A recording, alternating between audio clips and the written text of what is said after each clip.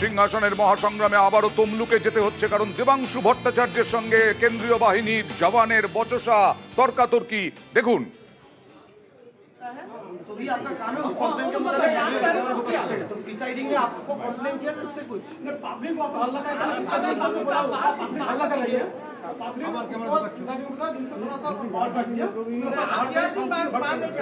ने बोला कि इनको बूथ से निकाल दीजिए, ये तो एजेंट है हमारा। इनको खुद निकल गया।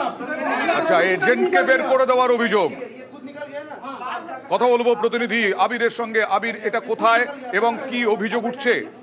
তমলুক লোকসভা কেন্দ্রের হলদিয়া বিধানসভা, তার মধ্যে ডিঘাসিপুর এই অঞ্চল, এখানে একাধিক গ্রুপ থেকে তৃণমূল কংগ্রেসের অভিযোগ তাদের এজেন্টকে বার করে দেওয়া হচ্ছে এবং যেখানে ভোট নেওয়া হচ্ছে সেখানে কেন্দ্রীয় বাহিনীর তরফ থেকে সেই জায়গা বারবার করে দেখা হচ্ছে।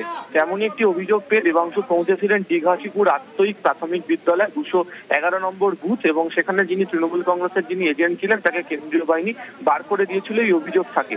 দেবাংশুর সাথে বেশ কিছুক্ষণ ধরে তর্কাতর্কি চলে যারা কেন্দ্রীয় বাহিনীর সেখানে যারা জওয়ানরা ছিলেন তাদের উপস্থিতিতে, এবং সেখান থেকে দেবাংশু তাদেরকে বলেন যে তারা যদি ব্যবস্থা না গ্রহণ করেন তাহলে যারা পুলিশ অবজারভার আছেন তাকে এখানে দাঁড়িয়ে তিনি জানাবেন, এবং যতক্ষণ না পর্যন্ত গোটা বিষয়ের সমস্যার সমাধান হচ্ছে তিনি এখান থেকে যাবেন না।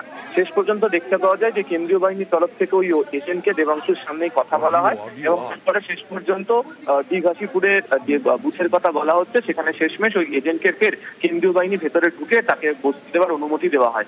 দেবাংশুর অভিযোগ যে বারবার বিভিন্ন জায়গায় তাদেরকে এজেন্টকে বার করে দিয়ে সমস্যা তৈরি করা হচ্ছে এবং ভোটিং প্রসেস যেটা রয়েছে সেটাকে স্লো করে দেওয়া হচ্ছে বলে দেবাংশুর অভিযোগ। ওকে, ধন্যবাদ।